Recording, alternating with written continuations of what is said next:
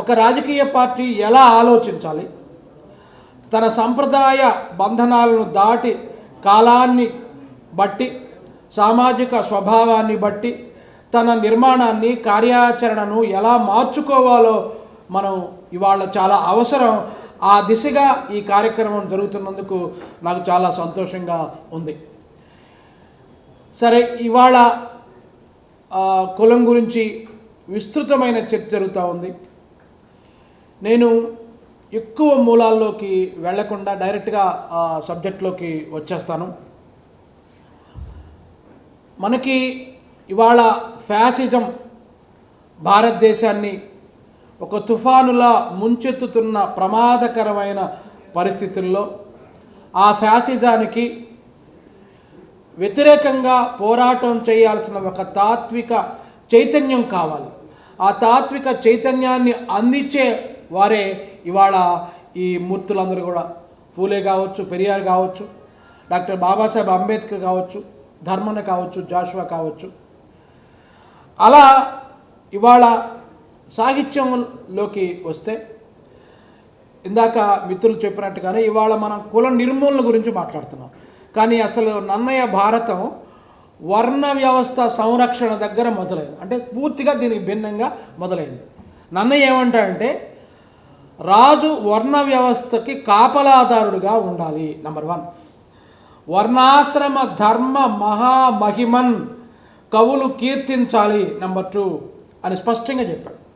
వైదిక మత ఉద్ధరణలో భాగంగానే నన్నయ్య భారతాన్ని అనువాదం చేశాడు. రాజరాజ నరేంద్రుడు అదే చెప్పాడు. ఒక లైన్ ఆఫ్ థాట్ ఇచ్చాడు రాజరాజ నరేంద్రుడు, వైదిక మత పునరుద్ధరణ అనేది. అందుకనే వ్యాసుడు రాయన అనేక అంశాలని ఈయన క్రియేట్ చేశాడు నన్నయ్య. చాలా అంశాలు ఉన్నాయి. నీకు బలం ఎలా, నాకు బలం రావాలి, నేను దేవతల్ని వధించాలి అని వినత కొడుకు అడిగితే, వినత నీకు బలం రావాలంటే చాతుర్వర్ణ వ్యవస్థ బయట ఉన్న నిషాదులను తినాలి అని స్పష్టంగా నన్నయ్య రాశాడు. అది వ్యాస భారతంలో లేదు. ఇలా అనేక అంశాలు ఉన్నాయి. అక్కడ కట్ చేస్తే శివకవులు మొట్టమొదటిసారిగా వాళ్ళు కూడా వైదిక మతాన్ని ఎదుర్కోవాలి, ఒక మాస్ అప్పీల్ కావాలంటే మనం శైవాన్ని ప్రచారం చేయాలంటే అట్టడుగు వర్గాల పాత్రల కేంద్రంగా శైవాన్ని ప్రచారం చేయాలి. అసలు శ్రమయే కైలాసము అనే దృష్టితో శివకవులు మొదట కుల నిర్మూలన భావధారకి ఆద్యులు మన తెలుగు సాహిత్యంలో శివకవులు. వాళ్ళు ఒక రకంగా ఉన్మాదులే.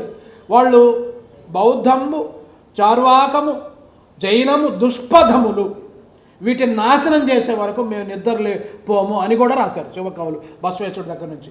అంటే వాళ్ళు మతం విషయంలో ఉన్మాదంగా ఉన్నప్పటికీ కులం విషయంలో వాళ్ళు కొంత ప్రజాస్వామ్యబద్ధంగా ఆలోచించాలి. పాల్కురి కానీ వాళ్ళు తర్వాత పోతులూరు వీరబ్రహ్మం ఏ కులమని నన్ను వివరం అడిగితే ఏమని చెప్పుదు లోకులకు పలుగాకులకు దుష్టులకు దుర్మార్గులకు అని స్పష్టంగా పోతులూరు వీరబ్రహ్మం కుల నిర్మూలన భావధారతో ఆయన సాహిత్యం సాగింది.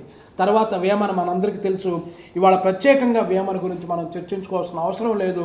వేమన కుల వ్యవస్థ మీద ఒక ఆటం బాంబులు పేల్చాడు. మూఢ నమ్మకాలకు వ్యతిరేకంగా ఆయన మాట్లాడాడు. దానికి కారణం ఆయన ప్రజల మధ్య తిరుగుతూ ఉన్నాడు. వేమన ఏం చెప్పారు సాహిత్యంలో? నిరుపహతి స్థలంబు. అయ్యా, కవిత్వం ఎప్పుడు రాయాలంటే జనం ఎవరూ ఉండకూడదు. నంబర్ 1, చుట్టూ జనం ఉండకూడదు, అస్సలు జనం ఉండకూడదు. ఒక ఉయ్యల మంచం ఉండాలి, ఎవడో ఒక కిళ్ళి అందించాలి ఒక స్త్రీ, రాసేవాడు ఉండాలి, అప్పుడు కవిత్వం రాస్తాం అని చెప్పారు. దానికి భిన్నంగా వేమన ప్రజల మధ్య తిరుగుతూ సాహిత్యం రాశాడు, ప్రజల సమస్యలు తెలుసుకున్నాడు. తర్వాత ఆధునిక కవిత్వంలో గురజాడ వర్ణధర్మము అధర్మము అని చెప్పాడు. కందుకూరి కొంత స్త్రీ సంస్కరణ దిశగా ప్రయాణం చేసినప్పటికి కూడా కులం గురించి కూడా మాట్లాడాడు. గురజాడ మొట్టమొదటిసారిగా వర్ణధర్మము అధర్మము, మంచి చెడ్డలు మనుషులందున ఎంచి చూడగా రెండే కులములు అని స్పష్టంగా ఆయన చెప్పాడు. తర్వాత హంగ్రీ 30s నేపథ్యంలో తెలుగు సాహిత్యం ఒక మలుపు తిరిగింది. కమ్యూనిస్టు ఉద్యమ ప్రభావం, మార్క్స్ యొక్క ప్రభావం రావటం వలన అప్పటి వరకు తెలుగు సాహిత్యం 30 ఏళ్ళ తర్వాత శ్రీశ్రీ తర్వాత మార్క్సిజం ప్రభావంతో తెలుగు సాహిత్యం ఒక గొప్ప దిశానిర్దేశం చేసింది కవులకు. కవులు ఎవరి గురించి రాయాలి? శ్రామికులు, కార్మికులు, కర్షకుల గురించి, వాళ్ళ విముక్తి గురించి మాట్లాడాలి అని. తర్వాత జాతీయోద్యమం సమాంతరంగా జాతీయోద్యమం జరిగింది. జాతీయోద్యమానికి ఒక గాంధీ ఐకాన్ అయ్యాడు. చాలామంది గాంధీ కీర్తిస్తూ, గాంధీ నాయకుడిగా కీర్తిస్తూ తెలుగులో అనేక కావ్యాలు వచ్చాయి, మనందరికీ తెలుసు. కాబట్టి ఆధునిక కవిత్వంలో కార్ల్ మార్క్స్ ఒకవైపు, మహాత్మా గాంధీ ఒకవైపు తెలుగు సాహిత్యాన్ని తీవ్రంగా ప్రభావితం చేశారు. ఈ దిశగా సాహిత్యంలో మంచి చర్చ జరిగింది. తెలుగు కవిత్వంపై మార్క్సిజం ప్రభావం అని డాక్టర్ రవీంద్ర రెడ్డి మంచి థీసిస్ రాశాడు. తెలుగు సాహిత్యంపై గాంధీ ప్రభావం అని డాక్టర్ అంకయ్య థీసిస్ వచ్చింది. ఈ మధ్య రాజపాళెం చంద్రశేఖర్ రెడ్డి గారు కేంద్ర సాహిత్య అకాడమీ వాళ్ళు తెలుగు సాహిత్యం గాంధీ ప్రభావం మీద కూడా వ్యాస సంకలనం కూడా తీసుకొచ్చారు, అది సాహిత్య అకాడమీ వాళ్ళు. ఇవాళ మనం మాట్లాడుకోవాల్సింది డాక్టర్ బాబాసాహెబ్ అంబేద్కర్ యొక్క ప్రభావం గురించి. మరాఠీలో ఆయన మరాఠీ స్పష్టంగా ఆయన ప్రభావం ఉంది. ఆయన కూడా చాలామంది అంటే అంబేద్కర్ సాహిత్యం గురించి ఎక్కడ మాట్లాడలేదు కదా, కార్ల్ మార్క్స్ మాట్లాడినట్టుగా, లేదా మార్క్సిస్ట్ సౌందర్య శాస్త్రం ఉన్నట్లుగా లేదు కదా అంటే అంబేద్కర్ కూడా ఆయన సాహిత్యం గురించి మాట్లాడాడు చాలా సందర్భాల్లో. ఆయన 1954 విదర్భ సాహిత్య సంఘ్ నాగపూర్లో జరిగిన దాంట్లో విదర్భ సాహిత్య సంఘ్ సమావేశంలో రచయితలను అడ్రస్ చేశాడు. ఎవరు? డాక్టర్ బాబాసాహెబ్ అంబేద్కర్. ఏమన్నాడు? Don't forget that in our country there is a huge world of the marginalised Dalits. Understand well their agony and pain, strive through your literature to enrich their life. In it rests real humanity. కాబట్టి ఈ భారతదేశంలో ఒక ఉపాంతానికి నెట్టివేయబడిన సమాజం ఉంది. వాళ్ళ బాధల్ని, వాళ్ళ కన్నీళ్ళని మీరు అర్థం చేసుకోవాలి అని చెప్పాడు. అలా మరాఠీలో చాలా చర్చ జరిగింది. మన తెలుగు విషయానికి వస్తే కుసుమధర్మన్న మనందరికీ తెలుసు. జాతీయోద్యమ కవులు 1920s నుంచి చాలామంది కవుల్ని గాంధీయిజం ఒక సర్ప పరిశ్రమం అయింది. కుసుమధర్మన్న కూడా ఆయన మొదట గాంధీ భక్తుడు. గాంధీ అడుగుజాడుల్లో ఆయన ప్రయాణం చేశాడు. ఎంత భక్తుడు అంటే పతిత పావన మూర్తి అని కొడుకు పేరు పెట్టుకున్నాడు, అంత భక్తుడు కుసుమధర్మన్న. అయితే కుసుమధర్మన్లో ఒక గుణాత్మకమైన పరిణామం వచ్చింది. అది భాగ్యరెడ్డి వర్మ 1917 ముందే కుసుమధర్మన్ హైదరాబాదులో నిజాం గవర్నమెంట్లో సెక్రటరీగా పనిచేశాడు. బిఎస్ వెంకట్రావు దగ్గర భాగ్యరెడ్డి వర్మతో సాంగత్యం ఉంది. భాగ్యరెడ్డి వర్మ అంబేద్కర్ని రౌండ్ టేబుల్ సమావేశానికి పంపడానికి ఎంపిక చేసింది కమిటీలో భాగ్యరెడ్డి వర్మ ఉన్నాడు. అలా భాగ్యరెడ్డి వర్మ ద్వారా కుసుమధర్మన్న మీద డాక్టర్ బాబాసాహెబ్ అంబేద్కర్ ప్రభావం ఉంది. ఆయన 21లో మేము హిందువులు ఆరాధించు దేవతల్ని మేము కూడా పూజిస్తామని రాశాడు. కుసుమధర్మన్న యోలా డెక్లరేషన్ అయిన తర్వాత, గాంధీ కమ్యూనల్ అవార్డుని వ్యతిరేకించిన తర్వాత, ప్రత్యేక రిజర్వేషన్లు గాంధీ ఎప్పుడైతే వ్యతిరేకించాడో, తర్వాత బాబాసాహెబ్ అంబేద్కర్ నేను హిందువుగా చనిపోను అని చెప్పిన తర్వాత భాగ్యరెడ్డి వర్మ ప్రభావం కారణంగా కుసుమధర్మన్నలో ఒక గుణాత్మకమైన తాత్విక పరిణామ క్రమం వచ్చింది. హిందూ మతం ఆయన్ని చాలా ఉదారంగా చూశాడు, హిందూ మతాన్ని. కానీ ఆయన 1930s తర్వాత మేమేగలేమండోయ్ బాబు ఈ సైతాను మతముతో సాగలేమండోయ్ బాబు అని స్పష్టంగా కుసుమధర్మన్న చెప్పాడు. ఆ మాట ఉత్తర భారతదేశంలో ఏ కవి హిందూ మతాన్ని అలా అనే ధైర్యం ఎవరూ చేయలేదు, అది కుసుమధర్మన్న మాత్రమే చేశాడు. మేమేగలేము ఈ మతంతో, క్లియర్ చెప్పేశాడు. ఆయన 36కి వచ్చేసరికి విజయనగర ప్రసంగంలో మరింత ముందుకు పోయి హిందూ మతమా నీకు సెలవు అన్నాడు, డైరెక్ట్ చెప్పాడు. తెలుగులో అంత తాత్విక పరివర్తనతో మనకు రాలా. అలా తర్వాత గాంధీ కాంగ్రెస్ రాజకీయాల్ని, గాంధీని ఆయన తీవ్రంగా విమర్శించాడు కుసుమధర్మన్న. నేను సమయం లేదు కాబట్టి ముందుకు వెళ్ళిపోతాను. ఆయన గాంధీని కూడా కుండలో కూడు ఉన్నట్టు ఉండాలి కానీ ఆకలి మాత్రం తీరాలి అని గాంధీ అంటాడు. గాంధీ మేకపిల్లని ఒడిలో కూర్చోబెట్టుకుని ఓ మై కిడ్ అని మేకపిల్లని తల నిమిరినట్టుగా గాంధీ హరిజనోద్యమం సాగుతుంది అని గాంధీని విమర్శించాడు. కాంగ్రెస్ పార్టీ రాజకీయాలను కూడా కుసుమధర్మన్న విమర్శించాడు. అది అంబేద్కర్ ప్రభావంతో అని మనం స్పష్టంగా చెప్పొచ్చు. దానికి ఆధారాలు కూడా ఉన్నాయి. సరే, ఇక నేను జాషువా దగ్గరికి వస్తే, 10 నిమిషాల టైం ఉంది నాకు, ఇంకా జాషువా ముగించేస్తాను. మనందరికీ తెలుసు ఇందాక జాతీయోద్యమ కవుల మీద గాంధీ ప్రభావం ఉంది. జాషువాలో ఒక సంకీర్ణ తాత్విక భావజాల ఘర్షణ ఉంటుంది. ఇదమిద్ధంగా గాంధీ ప్రభావంతో రాశాడని చాలామంది పరిశోధకులు చెప్పారు, కానీ తప్పు. ఆయనలో గాంధీ ప్రభావం ఉంటుంది, ఆయనలో గాంధీకి వ్యతిరేకంగా ఉన్న నేతాజీ ప్రభావం ఉంటుంది, ఆయనలో బుద్ధుడి ప్రభావం ఉంటుంది, ఆయనలో డాక్టర్ బాబాసాహెబ్ అంబేద్కర్ ప్రభావం కూడా ఉంటుంది. పూర్తిగా బాబాసాహెబ్ అంబేద్కర్ ప్రభావం ఉందని కూడా చెప్పనవసరం లేదు. కాబట్టి కవి ఎక్కడ టేక్-ఆఫ్ తీసుకున్నాడు, ఎక్కడ ల్యాండ్ అయ్యాడు అనేది ఇంపార్టెంట్. జాషువా గాంధీయిజం దగ్గర టేక్-ఆఫ్ తీసుకున్నాడు. జాతీయోద్యమ కాల ధర్మం అది. నేను మహాత్ముని చెప్పుల జాడలో కాలాడ చరింతును, లోకమోహన సవర్మతి సన్మునికి కుమారుడను అని బాపూజీ కావ్యాన్నే ఆయన రాశాడు. బాపూజీని బాగా ఆరాధించాడు. పూర్తిగా గాంధీకి వ్యతిరేకంగా ఉన్న నేతాజీ గురించి కూడా కావ్యం రాశాడు, అది వేరే విషయం. ఆయనలో ఒక సంకీర్ణ తాత్విక ఘర్షణ ఉంటుంది. గాంధీ ఏమిటికి, గౌతమ్ బుద్ధుడు ఏమిటికి, గీతాకృష్ణుడు కావాలి అని కూడా అన్నాడు. పద్దాక ఈ శాంతి అహింస చెప్పడం ఎందుకు, తన్నేవాడు కావాలన్నాడు, మళ్ళీ అది కూడా అన్నాడు. అయితే ఆయన హిందూ పేపర్ బాగా ఫాలో అయ్యేవాడు. 44లో అంబేద్కర్ ఆంధ్రదేశ పర్యటన వచ్చాడు. అలాగే 33 నుంచి హైదరాబాద్కి ఆయన రెగ్యులర్గా వచ్చాడు.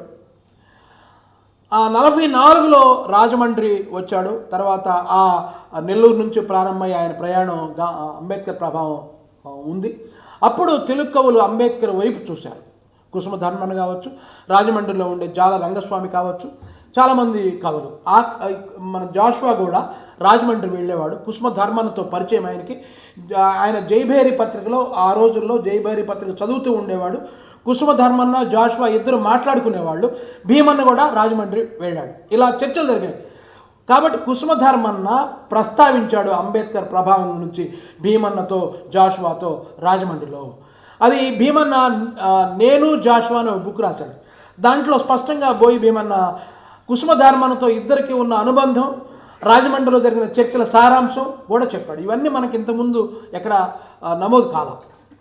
దీని ప్రభావం వల్ల జాషువా బహుశా చివరి దశలో అంబేద్కరిజం వైపు జాషువా చూశాడేమో. అంబేద్కర్ లాగే జాషువా ఆలోచించాడు, ఇద్దరి అస్తిత్వం ఒకటే కాబట్టి అని మనకి స్పష్టంగా తెలుస్తుంది. ఆయన గబ్బిలంలో 46లో గబ్బిలం 2వ భాగం వచ్చింది. 44లో అంబేద్కర్ పర్యటన జరిగింది. గబ్బిలంలో ప్రస్తావించాడు, ఓ గబ్బిలమా, నీకు అంబేద్కర్ కనబడతాడు, కలడు అంబేద్కరుడు మదీయ సోదరుడు మాకై అష్ట కష్టాలకు బలయ్యి సీమకు పోయిన క్రమ్మరుడు వైస్రాయి కొలువందుగల అని చెప్పాడు. అంటే ఆయన ఒక విద్యావంతుడుగా మాత్రమే అంబేద్కర్ని అర్థం చేసుకున్నాడు. 46లో జాషువా మన కోసం కష్టాలు పడిన ఒక విద్యావంతుడు.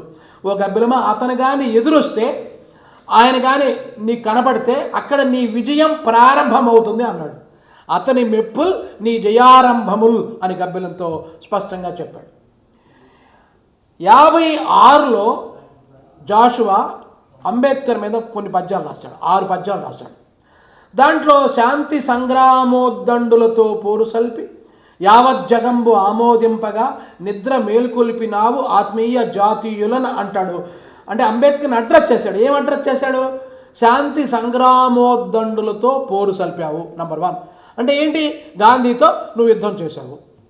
నంబర్ 2, దాన్ని అందరూ యావజ్జగంబు ఆమోదింపగా అని అన్నాడు. 56లో దాన్ని అందరూ ఆమోదించారు అని అన్నాడు. అంటే తన గురువైన, తన మార్గదర్శి అయిన గాంధీతో యుద్ధం చేసి నువ్వు గెలిచావు అని అంబేద్కర్ని అర్థం చేసుకున్నాడు 56 కల్లా.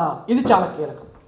అంటే గాంధీ దగ్గర ఆయన టేకప్ తీసుకున్నాడు, డాక్టర్ బాబాసాహెబ్ అంబేద్కర్ దగ్గర ల్యాండ్ అయ్యాడు. దానికి కారణం స్వాతంత్రం తర్వాత జరిగిన పరిస్థితులు మనం కారణం చెప్పుకోవచ్చు.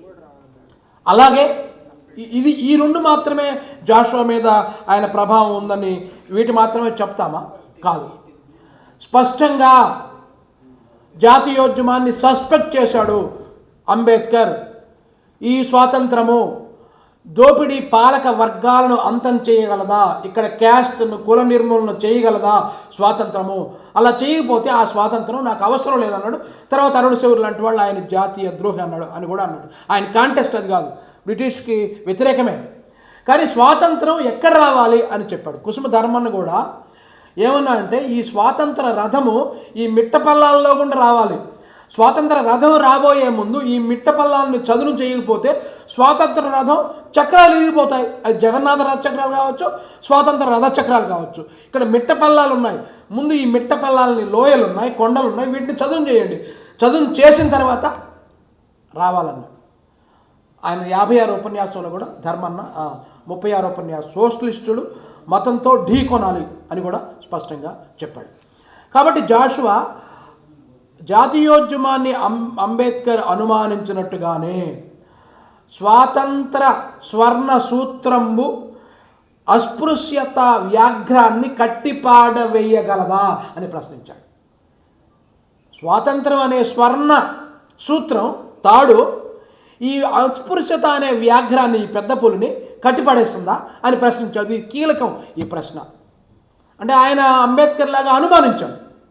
అలాగే స్వాతంత్రం బను స్వర్ణ సౌధమున మా భాగంబు మాకిత్తురో ఖాతా లేదని త్రోసిపుచ్చెదరో అని చెప్పాడు.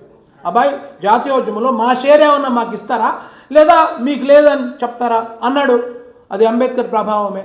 తర్వాత గబ్బిలంలో వెరపు ఇవాళ రాజ్యాధికారం కాన్షీరామ్ అంబేద్కర్ ఈ పీడిత దళిత బహుజన వర్గాలకు రాజ్యాధికారం రావాలని చెప్తున్నారు. 46లో జాషువా వెరపు వలదు హరిజన సోదర స్వీయ రాజ్య రథము వెడలి వచ్చే లాగి కొమ్ము నీకు భాగంబు కలదంచు పాడుచుండే రత్న భరతమాత. క్లియర్ చెప్పాడు. రాజ్యాధికార భావనని 46లో జాషువా వాగ్దానం చేశాడు. ఏ జాతీయోద్యమ కవి ఇలా చెప్పలేదు. అరే బాబు, రాజ్యం అనే రథం వచ్చింది, నీకు షేర్ ఉంది, దాన్ని నువ్వు లాక్కో అని చెప్పాడు. నెంబర్ 2, అలాగే ఆయన స్పష్టంగా మీరు ఏ దిక్కుకు తిరిగినా కులం అనే భూతం మీకు అడ్డంగా నిలబడుతుంది.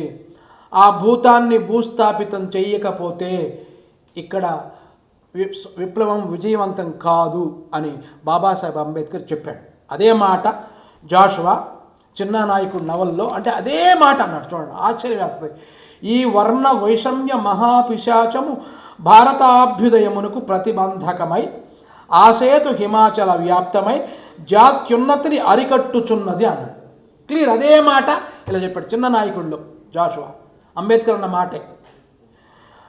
కాబట్టి ఈ దారుణ విషజ్వాలను సహృదయులంతా వేస్తేనే దిగంత ఖ్యాతినార్జించిన కానీ భారతీయ కళా ప్రపంచము శాశ్వతమై నిలవదు అని 1948లో చిన్న నాయకుడు నవలలో స్పష్టంగా రాశాడు. అంబేద్కర్ లాగానే రాశాడు ఆయన. ఇలా గాంధీ మీద చాలా అంబేద్కర్ యొక్క ప్రభావం జాషువా మీద మనకు చాలా స్పష్టంగా కనపడుతుంది. అలాగే ఇంకొక విషయం కూడా చెప్తాను నేను. హిందూ కోడ్ బిల్లు వీగిపోయింది, మనందరికీ తెలుసు. 51లో అంబేద్కర్ బాధపడ్డాడు. దీనికోసం ఒక కన్నీటి బొట్టు రాల్చే మహానాయకుడు కూడా ఈ పార్లమెంట్లో లేడు. హిందూ కోడ్ బిల్లు ఆత్మహత్య చేసుకుంది అని అన్నాడు ఆయన. అని రాజీనామా చెత్తబొట్టులో ఇస్రేసి బయటకు వచ్చాడు. అది 51లో జరిగింది. 52లో జాషువా దాన్ని రికార్డ్ చేశాడు. ఏ స్త్రీవాది కానీ, ఏ అభ్యుదయ కవి కానీ, ఏ సంప్రదాయ కవి కానీ హిందూ కోడ్ బిల్లు యొక్క దాని ప్రస్తావనని ఎక్కడా కవిత్వంలో ప్రస్తావించలేదు. నేను చదివిన వాటిల్లో ఇంకా ఏమన్నా నాకు తెలియదు, ప్రస్తావించలేదు ఎక్కడ. ఒక్క జాషువానే హిందూ కోడ్ బిల్లు ప్రవేశపెట్టేటప్పుడు అంబేద్కర్ ఆవేదనని జాషువానే రికార్డ్ చేశాడు. అది ఆయన 52లో ఖండకావ్యంలో స్త్రీ దుఃఖము వాపిడి శాసనాలకు నాయకులే విరోధులైనారు అన్నాడు. ఖండకావ్యం 5. నాయకులే విరోధులైనారు. స్త్రీ దుఃఖము బాపే శాసనం అంటే ఏంటది? Hindu code bill. అలా ఆయన స్పష్టంగా ఇవాళ మతం గురించి మాట్లాడుతున్నాం. జాషువా మతం యొక్క ప్రమాదాన్ని ఆయన పసిగట్టాడు. ప్రబల మతద్వేష రక్త రాక్షసుల పొలిమేర దాటక తరిమి కొట్టాలి అన్నాడు. శ్రీశ్రీ యుద్ధాల్లో వల్ల మనకి అది నరజాతి సమస్తం పరపీడిన పరాయణత్వం, ఎక్కడైనా రక్తం మరకలు ఉంటాయన్నాడు.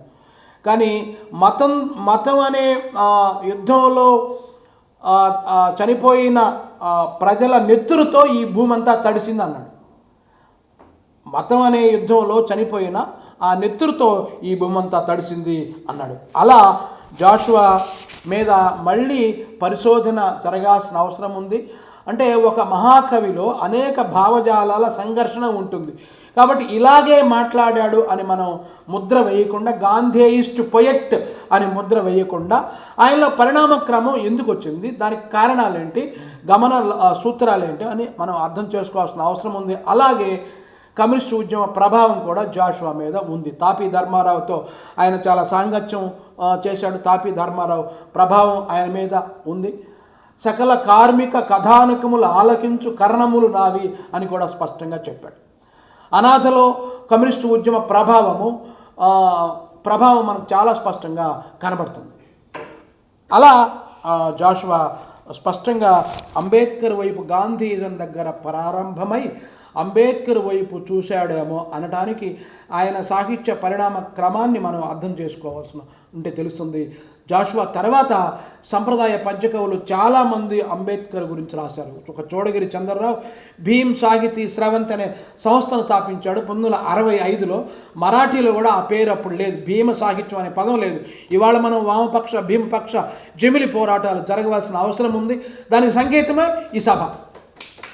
అది ఆయన ఎప్పుడో చెప్పాడు. వాళ్ళను ఎవరైతే ఆచరిస్తారో వాళ్ళే దేశభక్తులు. క్లియర్. రాజ్యాంగ పుటలను చెదలు పురుగుల్లా ఎవరైతే తింటున్నారో వాళ్ళు దేశద్రోహులు. క్లియర్. నా మాటే శాసనం. మీ అందరికీ తెలుసు. అది ఎవరు చెదలు పురుగుల్లా తింటున్నారో మీ అందరికీ తెలుసు. ఆ దేశ అధినాయకుడే ఫూలే గురించి వ్యాస వచ్చాడు. మా అందరికీ తెలుసు. కత్తి గాయం గురించి చెప్తుందా? గాయం యొక్క మంచి చెడ్ల గురించి కత్తి మాట్లాడుతుందా? ఇలాంటి పరిస్థితులు ఉన్నాయి. క్యాస్ట్ చాలా కీలకమైన పాత్ర. జితన్ మరాండి అనే ముఖ్యమంత్రి గుడిలోకి వెళ్తే బయటికి రాగానే ముఖ్యమంత్రి తాకిన ఆ విగ్రహం మైలపడిపోయిందని విగ్రహాన్ని పాలతో కడిగిన పరమ ఉన్మాదులు ఇంకా ఉన్నారు ఈ దేశంలో. కాబట్టి కులం అలా వెంటాడుతూనే ఉంటుంది. ఇంకొక 2 ఉదాహరణ చెప్తాను. పైడి తెరేష్ బాబు అనే పేరుతో కవితలు పంపేవాడు. ఆకాశవాణికి వచ్చేవి కాదు. అద్భుతంగా కవితలు రాసేవాడు. తెరేష్ ఉంది, అండర్లైన్ తీసి పక్కన పడదాం. అమ్మ ఎట్టుందా? పైడి శ్రీ అనే పేరుతో రాయటం మొదలుపెట్టాడు. ప్రతి వారం ఆయన కవిత్వమే. జీతం లాగా ఆయనకు ఆకాశవాణి నుంచి రెమ్యునరేషన్ వచ్చేది. జీతం అంత ఉండేది. ఎందుకు? పైడి శ్రీ మనోడే. కొలకలూరి ఇనాక్ గారు 75 వరకు కొలకలూరి అనే పేరుతోనే రాశాడు. లోగుట్టు పెరుమాళ్ళ కెరుక. తర్వాత ఇనాక్ అయ్యాడు. అలా కులం చాలా కీలకం. ఇంకొక అన్న ఉన్నాడు కాబట్టి ఇంకొక మాట కూడా చెప్తా. లాస్ట్ చెప్పి నేను ముగిస్తాను. అంటే నాకు అనుభవం ఇదంతా. నేను మనవాళ్ళు ఎవరు తెలిస్తే పర్లేదు. నేను పొన్నూరు సంస్కృత కళాశాలలో చదువుకునేటప్పుడు సమస్య పూరణ రాసేవాడిని. అంటే ఆ మంగళవారం 9:15 రేడియోలో సమస్య పూరణ వస్తుంది. ఒక సమస్యని కింద ఇస్తారు, పై 3 లైన్లు పూరించాలి. కప్పను తిలకించి పాము గడగడలాడాను అని ఇస్తే చప్పున కళ్ళు తెరచి కాలు చెప్పులు వేసుకుని చప్పున కర్రెత్తిన వెంకప్పను చూసి పాము గడగలాడాను. దాన్ని మార్చాలి. ఇలా రాసి కోయికోటేశ్వరరావు వెనుకపాడని పెట్టేవాడిని. మా తాత కూడా చెప్పేవాడు, తాత 9:15 రేడియోలో నా పేరు వస్తుంది విను అని. మా తాత ఏం చేసేవాడు, ఆయన పనిచేసే రెడ్డి గారి దగ్గరికి, కమ్మాయిన దగ్గరికి, అందరికి ఊరు మొత్తం దగ్గరికి వెళ్ళి, అయ్యా మా మనవడి పేరు రేడియోలో వస్తుంది 9:15 మంగళవారం వినండి అంటే వాళ్ళు నిద్రపోకుండా చుట్టలు కాల్చుకుంటూ రేడియో పెట్టుకుని వినేవాడు. పేరు వచ్చేది కాదు. కోయికోటేశ్వరరావు వెనుకపాడని పేరు వస్తే ఆ రోజుల్లో పెద్ద అవార్డు లాగా ఫీల్ అయ్యేవాడు చిన్నపిల్లల్లో. పద్మారావు గారు చెప్పా ఈ మాట, సార్ ఇలా పద్యం రాస్తున్నాను, రేడియోలో నా పేరు రాలేదు అంటే ఏం లేదు, ఎవరు చెప్పమద్దు, విద్వాన్ శ్రీ కోయికోటేశ్వర శాస్త్రి అని రాయి. రాశా. నాకెందుకు పేరు రావడం, నాకు విద్వానాలే, నాకెందుకు గొడవ, పేరు రావాలి రేడియోలో. విద్వాన్ శ్రీ కోయికోటేశ్వర శాస్త్రి ఎనికపాడంటే ప్రతి వారం నా పేరు వచ్చేది రేడియోలో. మా ఊర్లో మీవాడు విద్వానా, మీవాడు కాదని మా తాతను తిట్టేవాడు మా ఊళ్ళంతా. పొన్నూరులో అసలు విద్వాన్ శ్రీ కోయికోటేశ్వర శాస్త్రి వాడు మనకు తెలియకుండా ఈడేమి రాశాడు. ఇలాంటి సంఘటనలు చాలా ఉన్నాయి. కులం ఎంత దుర్మార్గమైన పాత్ర పోషిస్తుందో. కాబట్టి ఇక్కడ ఇవాళ ఈ ఎంబీ విజ్ఞాన్ భవన్ పక్షాన ఈ సామాజిక చింతనలో భాగంగా పెరియార్ మీద పెట్టడం ఒక ధైర్యం కావాలి రాజకీయ పార్టీకి. కుసుమ ధర్మాన్ని మీద పెట్టడం, గులాంగిరి మీద పెట్టడం ఒక ధైర్యం అంటే అది వాళ్ళ యొక్క కమిట్మెంట్గా మనం భావించాల్సిన అవసరం ఉంది. అలాంటి కమిట్మెంట్కి నేను జేజేలు పలుకుతూ మనం ఈ జమిలి పోరాటాన్ని మరింత ముందుకు తీసుకెళ్లాల్సిన అవసరం ఉందని, దానికి ఈ సామాజిక చింతన కార్యక్రమం ఒక తొలి మెట్టు లేదా మరొక మెట్టు అని నేను భావిస్తూ థ్యాంక్ యూ. అందరికీ జై భీమ్.